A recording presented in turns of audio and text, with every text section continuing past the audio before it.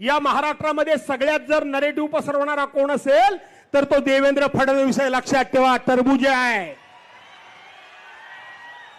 हा, अनाजी पंत आहे.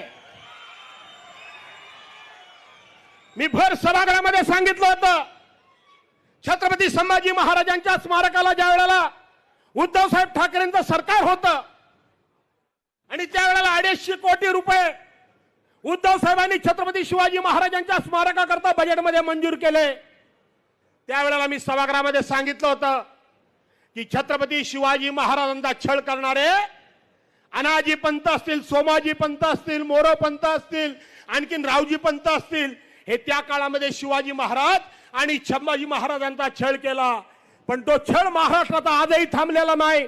या इथं सभागृहामध्ये आजच्या युगातला अनाजी पंत बसलेला आहे हे सभागृहामध्ये मी जाहीरपणे सांगितलं होतं.